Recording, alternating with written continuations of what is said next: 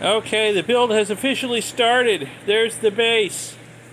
It's 2 thin blocks tall. So it is 9 by 9. So that's going to be the dimensions of the furnace, 9 by 9 pretty much.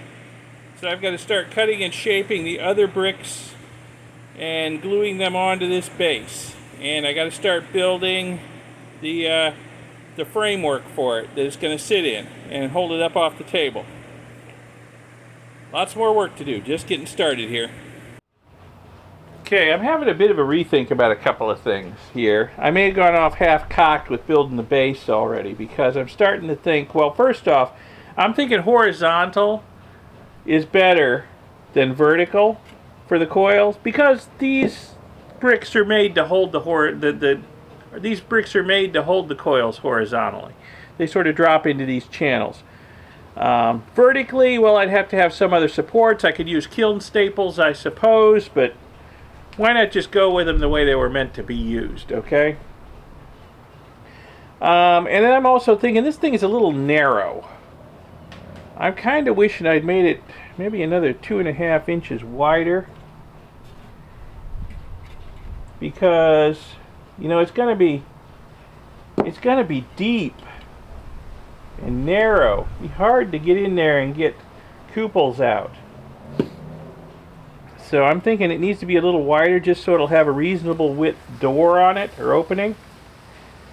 Also, making it this narrow, I'm going to have to cut this back block down. I'll probably have to cut these down a little bit too, and that's going to reduce the length of the coil I can have in there. And well, it's got to be a certain length.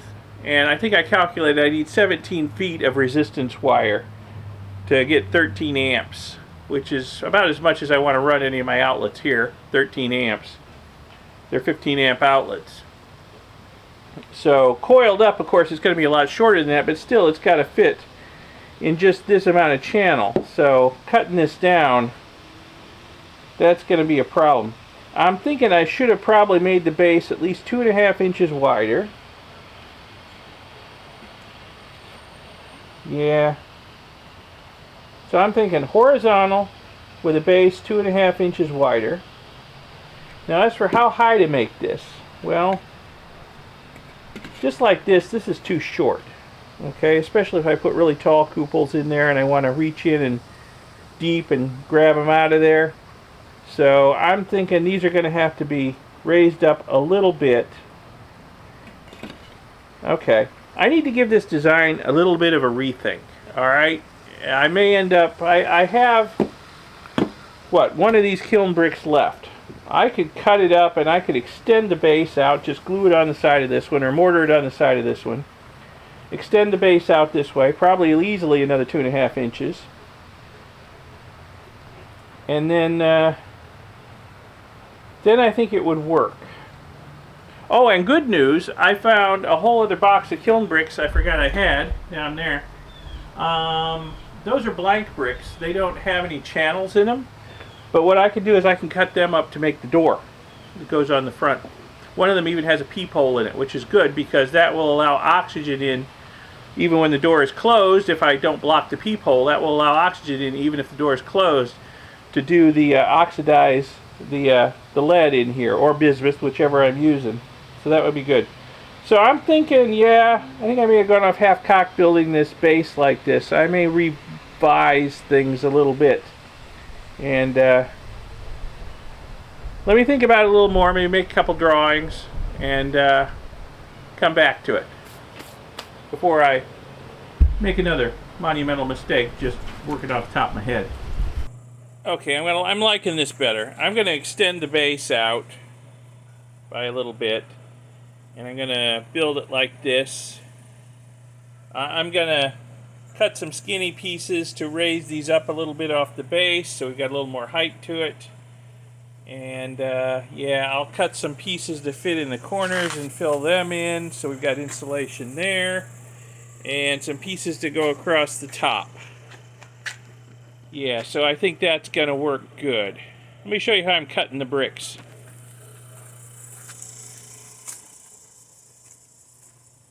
I'm using my wet saw over here to cut the bricks, but you know, for these soft bricks, I'm not even bothered putting any water in it. It goes through them like a hot knife through butter, even dry.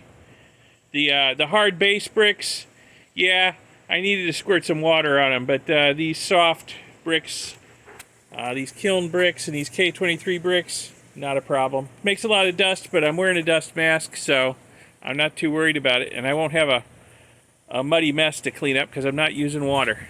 Okay, so let me cut some more and keep fitting it together. Okay, so here's the new wider base. So I've cemented some pieces on here to widen it. Now, my original plan was to cement the whole furnace together, but I don't think I'm going to do that. I've been having a little rethink about that. So I've cemented the base all together. I think what I'm going to do is I'm going to cement the chamber together because it's made up of a lot of different pieces, okay? And then I'm going to cement the roof together. And it'll just be a matter of stacking the chamber on top of the base and the roof on top of the chamber. And I can get it apart really easy to do maintenance on it. Things like changing out the coil or whatever. So if I, you know, glue it all together or mortar it all together, I won't be able to get it apart very easy. I won't be able to get my big fat hands inside to, you know, work with the coil or whatever. So yeah, if I could just pull the roof off, pull the whole chamber off, that would be helpful. So I think that's what I'm going to do. So I'm going to sort of stack the chamber sections back up on here the way I want them, and then start cementing them together, but I'm not going to cement them down to the base. I'm just going to leave them floating on top of the base, and I'll have the external structure to just hold all the pieces together in their right relative positions. I think that'll work better. So let me get to work on that. Okay, I can see as I'm test fitting the pieces for the chamber back together that well, I need to make a few adjustments. This piece I need to cut like a 1/4 inch off of each side probably, and this piece back here is a little long too. But long is better than short. Long is better than short, yeah.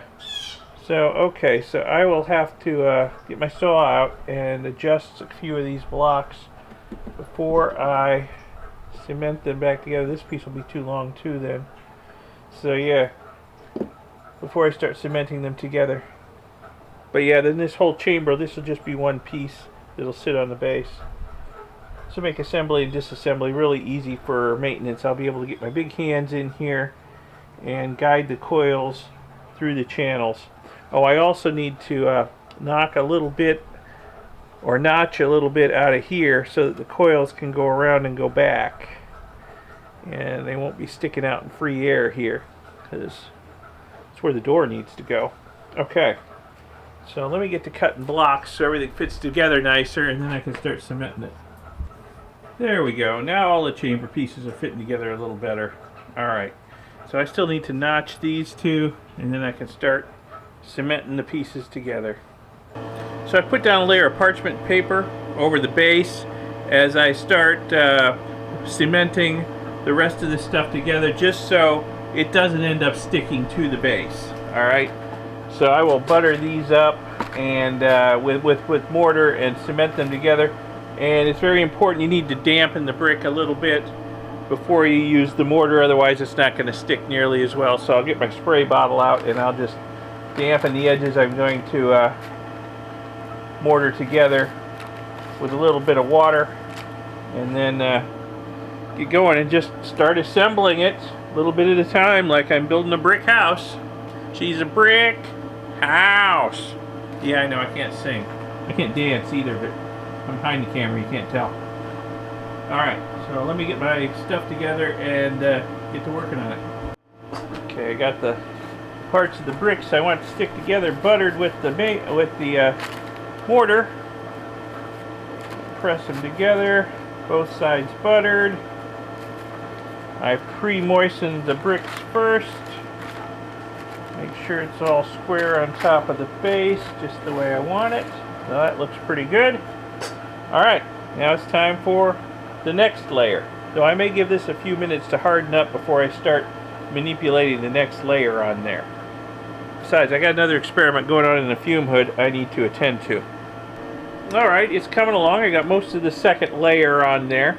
And one thing I forgot to mention is while you're using this stuff, it's very caustic, this furnace cement. So you want to wear gloves while you're doing it. You don't want to get it on your skin. It's nasty. And first off, it's bad for your skin, and secondly, it does not come off. You have to wear it off. You know, like getting crazy glue on you or something. It just does not come off. Okay, so I'm just going to keep piecing this together, a little bit at a time. You know, waiting a little bit to make sure. Like this one's still pretty loose. If they have a chance to sort of stick together before I put the next ones on, so I don't wiggle it too much. And I'm just going to piece it together until I got the whole chamber done. I'll show you the finished product. Well, that's not too bad, I guess, for, you know, not ever having been any kind of mason. So I'm going to let that stuff harden up a little bit, and then I'll do the same thing. I'll put some parchment paper across the top, and I'll start mortaring together the roof for it. And once that's done, actually I could probably mortar together the roof down on the base. It doesn't need to be on top of this because there's nothing to support it in the middle. So I'll probably build the roof on the base. That would probably make more sense. Alright, let's let that harden up a little bit, then I'll move it out of the way and build the roof. Okay, the chamber part has hardened up enough that I could move it off of the base. And I've got the pieces for the lid up here on top, so I'm going to mortar them together and then let it harden up, and then maybe by tomorrow everything will be nice and set up and firm, and I can stack it all up and see how it looks. So basically, yeah, this is how I'm going to build the lid pretty much. You line it up with the base. Get everything nice and square with the base. And when it comes time to build the door, I'll probably piece it together out of bricks like this too. That should work pretty good for a door on the front of it, I'm thinking.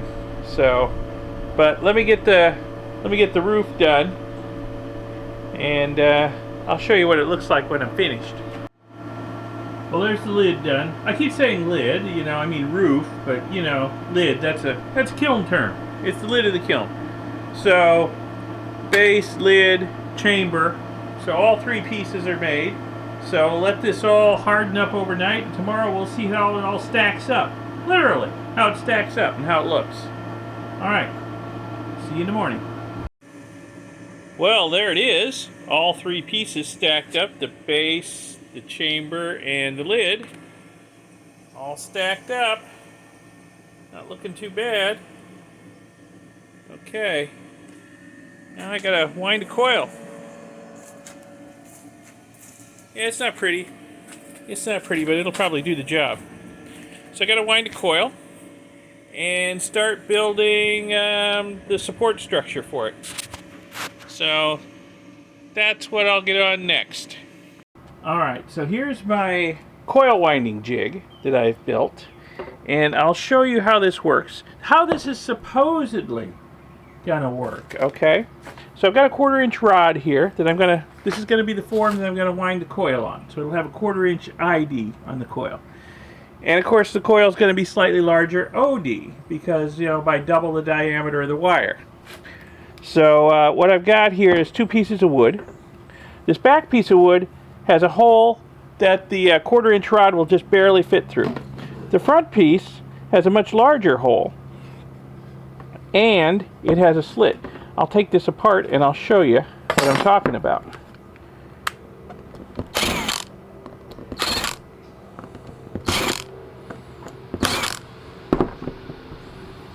There's a slit right here. I can run the wire in and out through this hole, okay? And I can push it out with the rod. Now there's a hole, so what I can do is take the tail of wire coming out through here and run it down through that hole, okay? Screw this all together, measure out how much wire I need for the coil. According to my calculations, I need about 17 feet.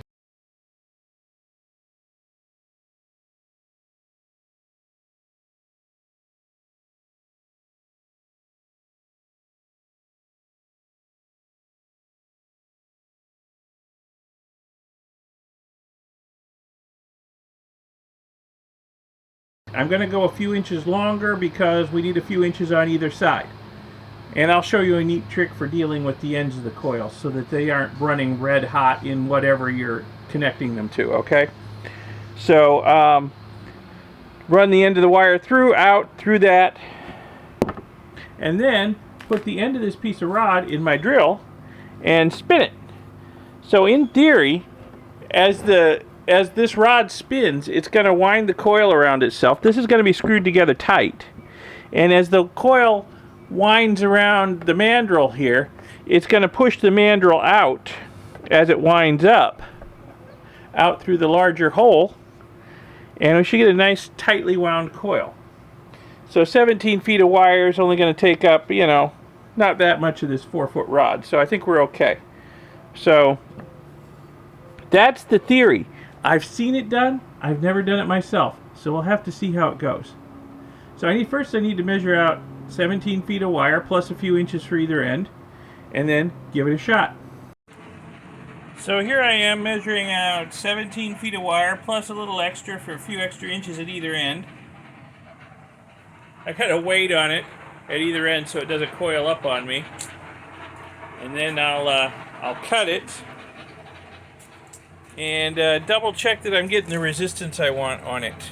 Okay? And then we'll try out my coiling jig, see how well it works. Okay, I've got the two ends of the coil up here on the table, got my meter. So we need just shy of 9 ohms of resistance to make this work. So, see what we got over here. 9.7, but yeah, only getting down to about half an ohm when I short the probes together. So whatever I get, I should probably subtract about half an ohm from. Yeah, so that's right about there. Right about there is what we need, right there. So I will mark those sections of the coil with a permanent marker. And those will be the ends of the coiled section. And then these tails, well, we'll deal with them. I'll show you how to deal with them later. So let's get the coiling jig set up and see if it's going to work. Okay, I guess it's time to try winding the coil. Now, as I said earlier, I have never actually done this myself. I've only seen it done. So this could go horribly wrong.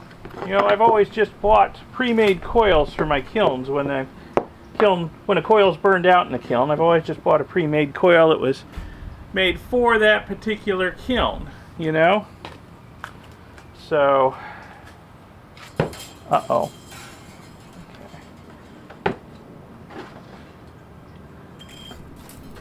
Gotta make sure that this wire doesn't tangle up as it's going through here.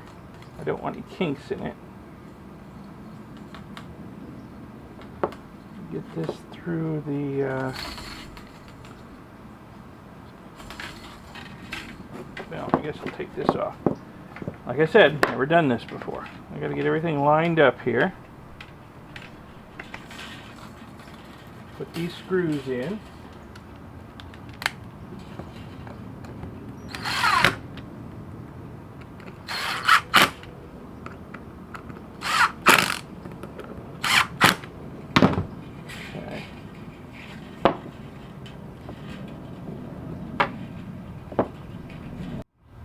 Okay, let me get the rod through here. I got the other end in my drill. Put the tail end of the wire through the hole I made in the end of the rod. Bend it over. Okay. So I guess what I need to do is just guide the wire through.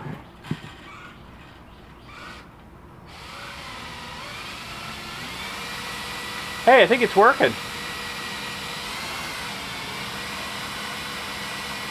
Look at that! We got a coil coming out of there. Look at that! I know it looked easy, but you know, it always looks easy till you try it yourself.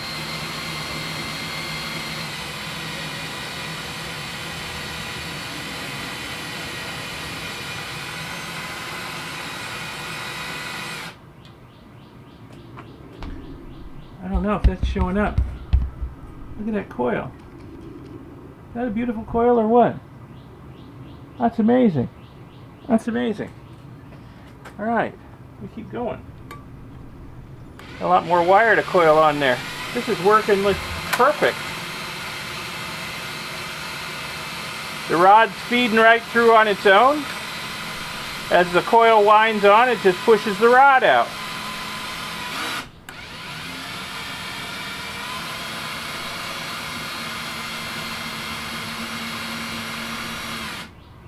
Okay, I think we're there.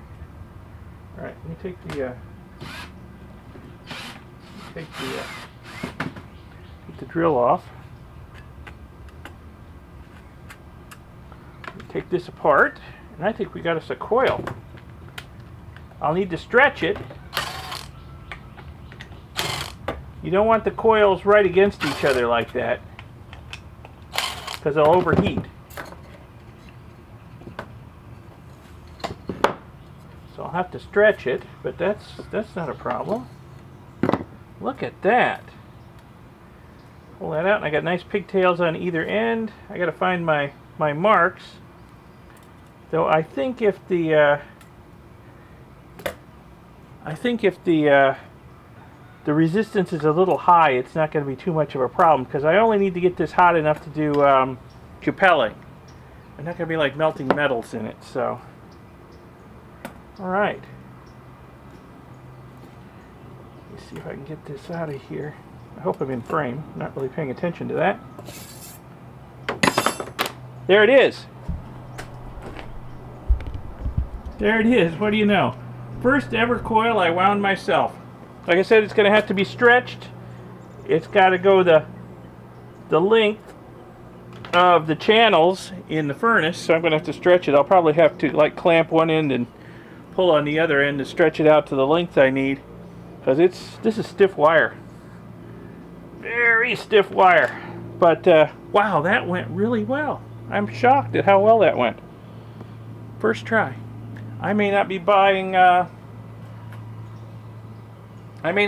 coils for my kilns anymore. I may just be winding my own, because that was so easy. Okay. Whew, one more job done. Okay, before I stretch this coil out to the length it needs to be, let me deal with the ends. Alright, so what I've got here is this long pigtail on the end. And what I'm going to do is I'm just going to double it over, like so.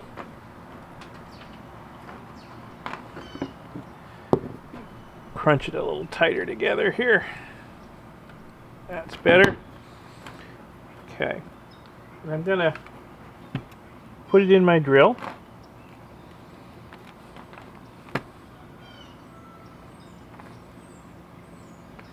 Now again, this is something I've only seen done. I don't know if this is going to work. So far, pretty good day out here. Get this tightened down in the drill.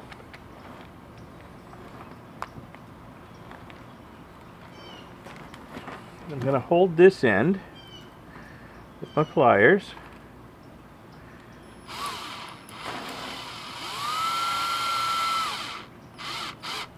Hey, that worked pretty good.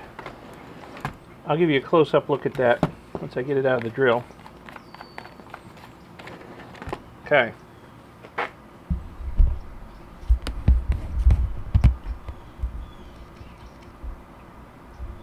So what I've got here is a section of doubled up wire with a nice tight wrap on it. So this is the part that can come out through the brick of the furnace to the outside and get a clamp with some copper wire on it. And since this is doubled up, you know, it's not dropping nearly as much voltage across it, and this part's not going to be getting nearly as hot as this part right here where it's single thickness coil. So this is the way they do the ends of kiln coils. They double them up like this so that this part isn't red hot where it's going into the connector to the copper wires. So you don't want to melt your copper wires. So I will do the other end the same way, and then I'll be ready to stretch the coil out. Wow, this is working great. I was kind of afraid there would be issues with this, but so far making this coil has just been going by the numbers. Okay, it's time to stretch the coil. So I've got one end screwed down to my long-suffering lab bench here. And I got measuring tape laid out. So it needs to be stretched out to about 41.5 inches according to my measurements, which is all the way over here where the tips of these pliers are. I may stretch it a little less than that just to make sure it doesn't wind up too long. It'll probably expand a little bit the first time I heat it up. Let me see if I can get you a better view of the process here. Let's see how this goes. So far everything's just been going great. Oh, it's stiff wire. It wants to spring back too, so I'm going to have to pull it out beyond where I want it and see where it stretches back to. That's almost there. That is just about perfect right there. Just about perfect. It's actually shrinking a little bit as it sits there. It's wanting to return to its original shape. Okay. So that's a little under 41.5. That's good. So let me see if I can feed it into the chamber of the furnace now. That should be just about the length I need right there. And that is just about an absolutely perfect looking coil too, let me tell you.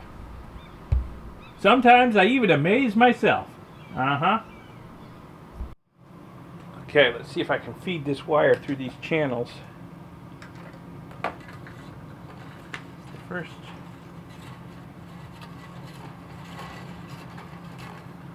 challenge is getting the pigtail of the wire out the hole in the back. There it goes. Okay. I may have made the pigtails just a hair short, but I think it's going to work. Feed it around like this.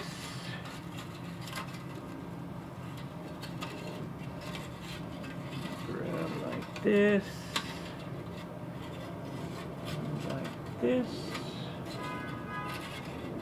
Yeah. I think I need a little more in here into these corners.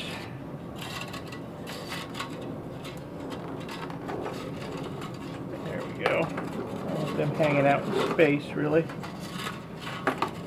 Coils that aren't supported tend to sag, I have found, in my kilns, so I don't want that to happen. Get them into the corners there.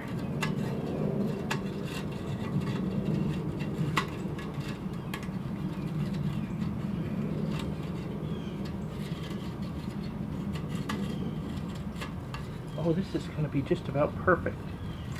Let's see if I can get it out this other hole. Grab the pigtail with my pliers.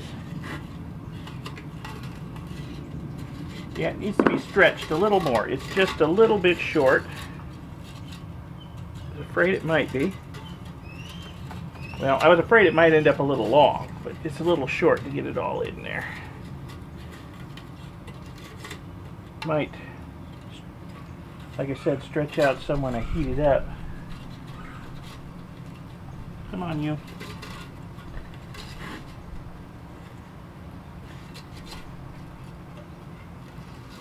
Okay, it's still a little short. Let's pull it out here and stretch it all some more. Don't want all the stretching in one area.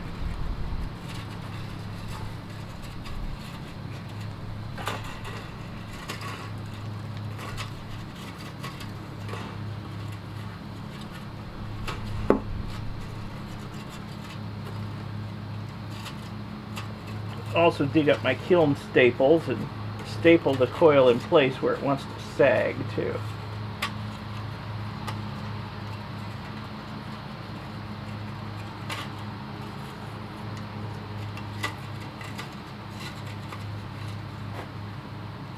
Okay. Yeah, I may have to staple it in the corners in a couple of places. It wants to just pop out in the corners. But on the whole, I'm pretty pleased with that. Got the pigtails sticking out the back. Coils in the channels. I think I'm definitely going to have to staple it in a couple places where it wants to pop out, like in these corners. Maybe put a staple here, either end where it's not really supported. And yeah, that should be perfect. Alright, easy peasy. This has been a good day working on this thing so far. Alright, so check this out. Yeah, I built the door for it. Basically the same way I built the lid. See how well this works out. Got peephole in it, which can be used to let oxygen in. I could even drill a little hole in the roof up here so we get an actual flow of air through. So might do that, or might just crack the door open, you know, a little bit. It's actually not going to fit airtight anyway, unless I put a gasket around it. So, yeah, I got possibilities here, basically. Ooh, I'm excited. This thing's coming together. In fact, I am tempted to just test it as is and see if it gets good and hot. Let me show you what I've done around back. So here's the back of the unit. I have attached a line cord to it. I had some short pieces of high temperature wire that I salvaged from an old kiln I took apart. There's advantages to being a pack rat. I mean, it takes up a lot of space to save everything, but you know, eventually it's going to come in handy. And I have just crushed them onto the ends of the pigtails coming out of the back of the furnace here with some copper barrels. I think that's going to work okay. So I am sorely tempted to fire this thing up and sort of give it sort of a burnout or bake in. I might actually do that just to see how it goes. I don't know. It's designed to run off of wall current, but I might run it off of my Variac at first, just so I can ramp the temperature up slowly. Everything's kind of green. I don't want to thermal shock anything. So, yeah, let me think about that. Maybe we'll do a quick burn-in, see how it works. Okay, ready for a little test. I got it up on bricks because, well, these base bricks are not as insulating as the side bricks are. I expect the bottom of it could get pretty hot if I run it for a while. So, okay, a little bit dangerous here. Got my Variac out. It's really only good for 8 amps.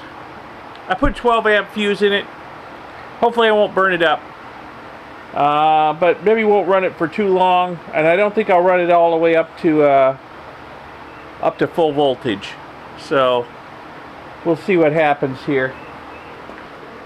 Hopefully we don't let the smoke out. Okay, so we're on 0 volts. Let's turn it on.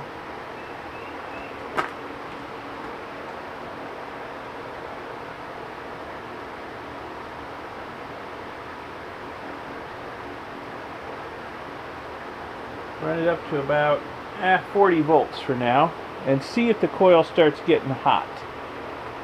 See if I feel any heat coming off of it. Oh, I smell. Something's getting warm. Oh yeah, there's some heat coming off the coils.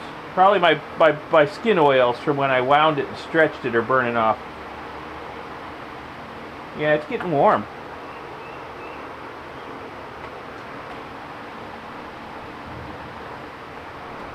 So, let's see, at 40 volts, it only should be drawing about 4.5 amps at 40 volts.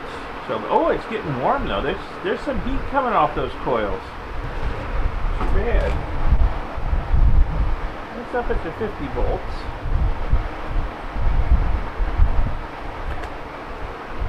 A big fan running in the background, drying some stuff out. Well, blowing cold air in this thing.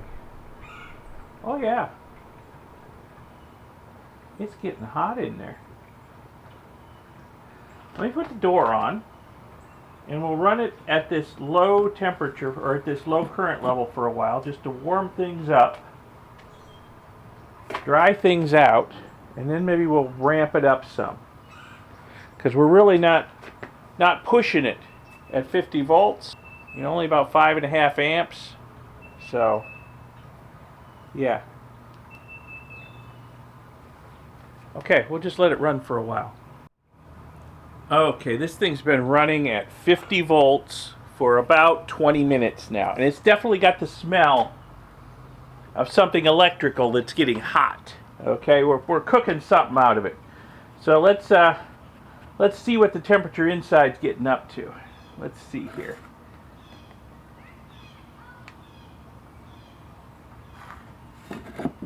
So 225 Fahrenheit, 107 C. After 20 minutes at 50 volts, that is not too bad. We're over the boiling point of water in there. The coils are not glowing, but things are definitely heating up. I'm going to let it run at 50 volts for a while longer, and then after it's burned in a little more, I'll ramp the voltage up and see what happens. Let's see how hot we can get it. But I don't want to do it too quickly because there's still moisture in these bricks from where I mortared them together, and there can be steam explosions if you heat things up too fast. So we're going to do this nice and slow. Alright, it's been about another 20 minutes. We're still at 50 volts. Let's have a peek inside. Ooh, the coils have a dull red glow to them. Things are getting hot. Try that again. Yeah, hot. Whoa! That, I must have got the coil. That's way too hot. Let me try that again. Alright, yeah, I must have been on the coil. 341 Fahrenheit, 172 C. So we may be close to maxing out how hot we're going to get at 50 volts. But boy, the smell. Wow, it's really outgassing some stuff here. Really outgassing some stuff. Let me make sure this door is centered on there. So I'm going to let it cook at 50 volts for a little while longer. And then we'll check it, see if the temperature's gone up significantly. And then probably ramp the voltage up a little higher. Okay, we've been at 50 volts now, hour and a half or so. I've kind of lost track of time. It's been a good while. There's some serious radiant heat coming off this thing now. Starting to seep through the bricks. My Variac, though, is only slightly warm. That gives me a good feeling. That means I'm not working it too hard, so I can probably crank the voltage up here. So the fact that we got heat seeping through the bricks tells me that this has probably had a chance to bake out some. I mean, it certainly smells like it's baking out. Woo! Yeah. Let me get another idea what the temperature is here.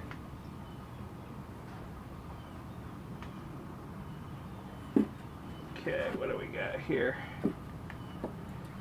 580 Fahrenheit, 304 C. And that's still at only 50 volts. Tell you what, the glow inside's getting brighter though as the chamber heats up. You know, the coils themselves can warm up a little hotter. Get that door on there square. And I think what I'm going to do is I'm going to raise the voltage on the Variac.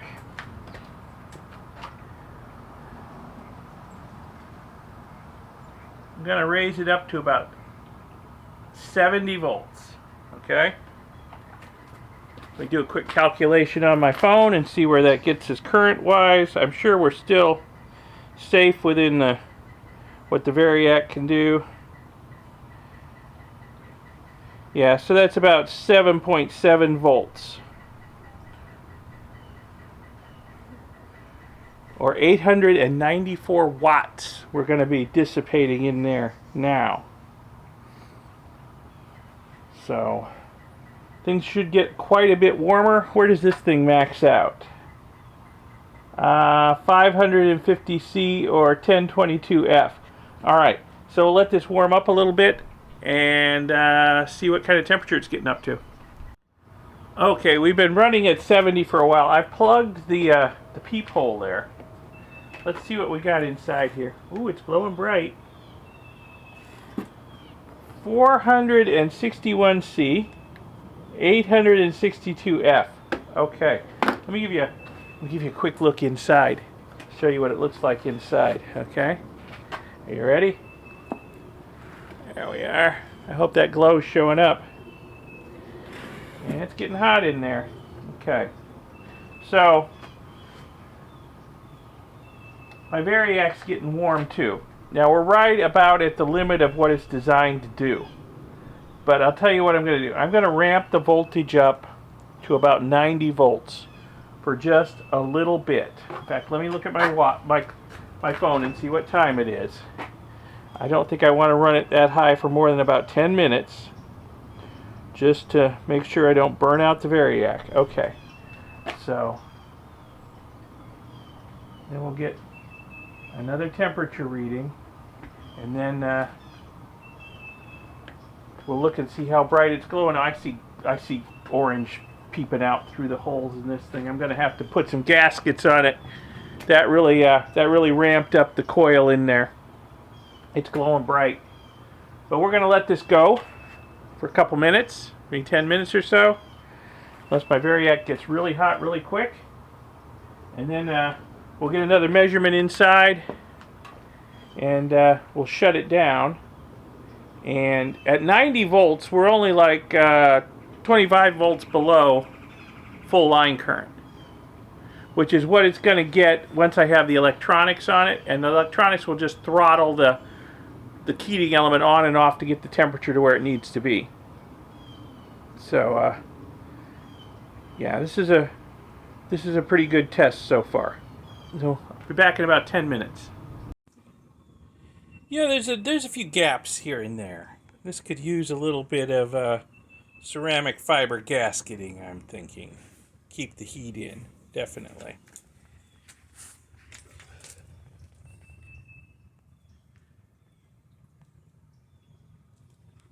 But on the whole, I think it's working pretty darn well. Slight orange glow up in there, yeah. Okay, so we've been running for a little over 10 minutes at 90 volts. My Variac's getting quite warm. Not too hot to touch yet, but I am definitely running it higher than it's meant to be run. Let's get a temp in here. Over. Too hot for it to measure. Okay, let's try it again.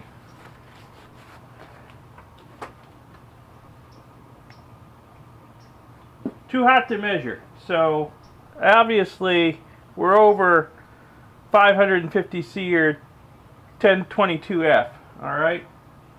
Let me try something a little cooler, like the floor or something. Let me try like the inside of that. 935 Fahrenheit just on the inside of the door. Okay, or 502C. So yeah, and we're only running at 90 volts. We're only running at 90 volts. It'll be running at 115 to 120 under normal conditions. So this thing's getting pretty bloody hot right now. Give you a quick look inside the chamber. Oh yeah, it's hot in there. Everything's glowing. Alright, now I'm going to shut this off. Turn this back down. Let this start cooling down. And I got to remember to put the other fuse back into the Variac, so it has some current limiting on it. But hey, this has been a pretty successful test, I think. I think we had a good burn in. Nothing broke. It's getting plenty hot, even though we're running below full voltage. I'm pretty happy with it. In the next video, we will build the frame around it, get the electronics on it, and install a thermocouple for temperature regulation. I got a feeling it's probably going to be running wide open most of the time for Cupelling, though, because we'll have the door cracked open. I need to make a way to hinge the door, so we'll work on all that in the next video. So anyway, I hope you found this video interesting, educational, inspirational, whatever. Give it a like, give it a thumbs up, and subscribe to see those future videos where we'll be more working on this, and eventually we'll be Cupelling stuff in it, and maybe doing some other interesting stuff in it too. It can come in really handy for some of my other experiments. Check out my second channel, ElectroGeek64. Good stuff going on over there if you're all interested in electronics or retro computing. And I will see you in the next video. Thanks a lot for watching this one. Bye. Whew, that's hot. I cooked my lunch over that. Here's a little bit of bonus for you if you stayed this long. Alright, I had to try it just plugged straight into the wall. So it's been plugged just into the wall for about 2 minutes now. Let's see what it looks on the inside. What it looks like. What that coil looks like. Oh, it's a doorway to hell, baby. That's a doorway to hell. Wow. Alright. Well, there's your bonus content. Thanks for watching. Bye.